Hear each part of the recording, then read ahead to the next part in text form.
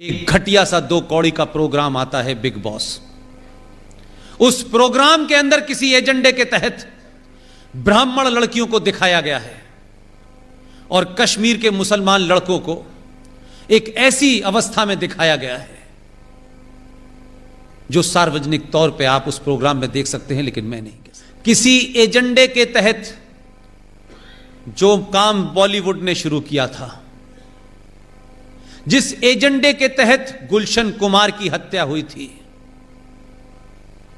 जिस एजेंडे के तहत हिंदुस्तान की फिल्मों से मंदिर भजन गायब हुए और मौला रे मौला शुरू हो गया, जिस एजेंडे के तहत हर कैरेक्टर में लड़की हिंदू है और लड़का मुसलमान है, हर एजेंडे के तहत इस्लाम को ग्लोरीफाई करने की कोशिश की जा रही है और हिंदुओं को कास्ट और गंदी गंदे तमाम जो चीजें, जो पाखंड है, उसको ऐसे दर्शाया जा रहा है कि देखो हिंदू धर्म में कितनी खराबियां हैं। उसी एजेंडे के तहत देश जागृत हुआ है और लोगों ने कंप्लेन करना शुरू कर दी है। एक घटिया सा 2 कौड़ी का प्रोग्राम आता है बिग बॉस।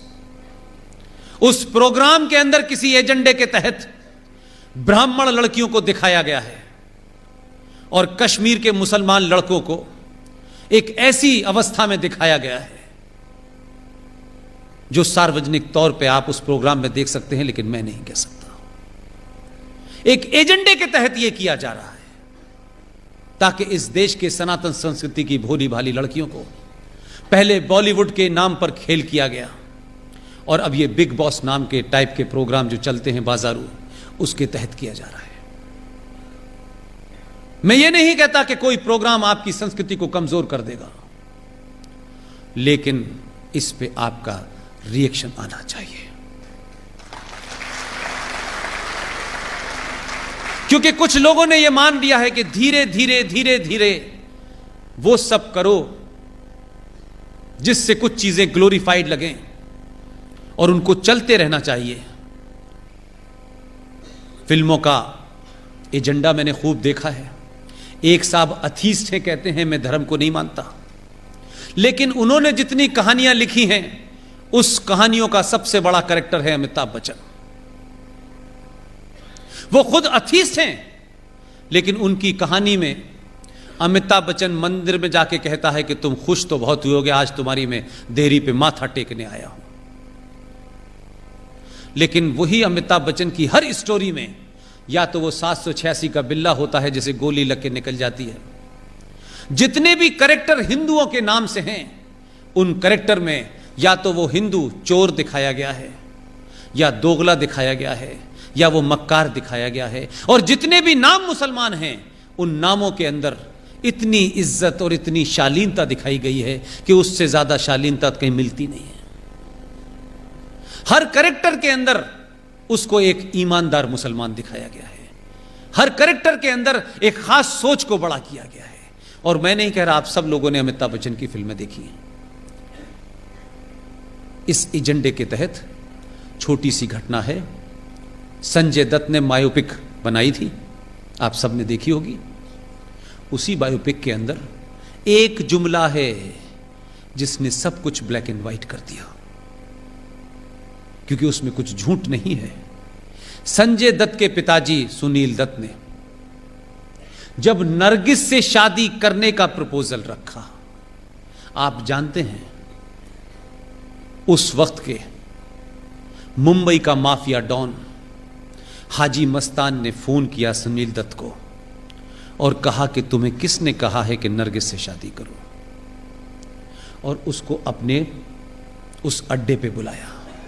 ये सच्ची घटना है। और उसने कहा कि मैं नरगिस को खुश रखूंगा, आप यकीन मानिए। इस देश में स्थिति आपकी ये थी कि आप किससे शादी करें, उसके लिए उस मुसलमान अगर माफिया डॉन है तो उसकी भी इजाजत लेनी पड़ेगी, और ली। पूरी जिंदगी उसने ईमानदारी से निभाया, लेकिन उसके लिए एक माफिया डॉन की परमिशन जरूरी थी। लेकिन आपकी लड़कियों को इसलिए वर्गलाया जा सकता है, इसलिए वो इजीली टारगेट हो जाती हैं कि हमारे घर में हमारी माएं, एक एवरेज मां की बात कर रहा हूं, हमारी माएं चमत्कार की खोज में ऐसे ऐसे बाबाओं के यहां चली जाती हैं कि एक बाबा हैं, वो कहते हैं समोसा खाया था, तो वो कहती नहीं, तो उसे चटनी से खाया था, तो उसने कहा खाया था, तो चटनी कौन सी थी, कि लाल रंग की थी, नहीं हरे रंग की थी, तो लाल रंग की खाना सब ठीक हो जाएगा। ऐसे बाबा बहुत घूम रहे हैं। और भारतीय महिलाएं ये कब से चमत्कार में पड़ने लगी। कोई रहीम साहब के घर जा रहा है, ये अलग अलग बाबाओं ने जो दुकानें चला रखी हैं, इसमें सबसे ज्यादा भारतीय नारी क्यों जा रही है भाई? उसका घर संपन्न है, उसके घर में सब कुछ मौजूद है, क्या ऐसी बात है कि वो चमत्कार के चक्कर में अपने बच्चों और बच्चियों को छोड़ करके इन बाबाओं के भुलावे में आ रही है? और वो बाबा क्या क्या करते हैं वो बाद में पता चलता है। आप सनातन संस्कृति की हैं, आप उस वंशज की हैं जिन्होंने जौहर किया है, आप उनकी वंशज हैं जो दुर्गा बन के जिन्होंने अपने दुश्मनों का सर्वनाश किया है। आप लोग अपनी उन लड़कियों से जिन्होंने हाई स्कूल कर लिया है, जिनके अंदर समाज के बदलाव हो रहे हैं, जिनके शरीर में एक नेचुरल बदलाव हो रहे हैं, आपकी वो बेटी भी इसी समाज में रहती है, उसके अंदर भी अजीब अजीब इच्छाएं जो होंगी वो आएंगी। मेहरबानी करके बाबाओं के चंगुल में न जाएं, अपनी 10वीं क्लास की लड़की को अपना दोस्त समझ के उसके मन मस्तिष्क में होने वाले बहुत सारे कोतूहल को शांत करें, उसको बताएं। दोस्त बन के रहेंगी तो वह अपने मन की बहुत बातें आपसे करेगी। अगर आप सिर्फ मां बन के रहेंगी तो अपनी बात नहीं बताएगी। और इस शहर में बहुत सारे शिकारी घूम रहे हैं जो कलेवा पहन करके लड़कियों के स्कूल के बाहर घूमते हैं और उनको अपने चुंगल में फंसाते हैं।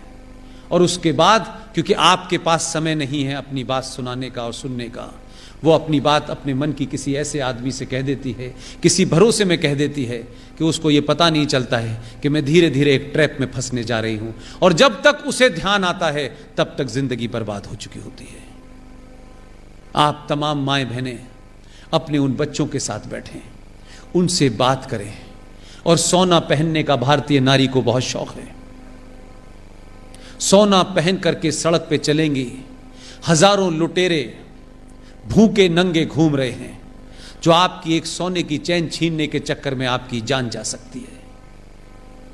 सोना पहन के किसी को नहीं दिखाना है। सोना आपके घर के बुरे वक्त के लिए रखा हो, उसे बक्से में रख दीजिए। कुछ सालों के लिए सिर्फ लोहा पहनिए, समस्याएं सॉल्व हो जाएगी। आप लोगों ने मुझे इतने धैर्य के साथ सुना, यह रिकॉर्ड है मेरे जीवन में,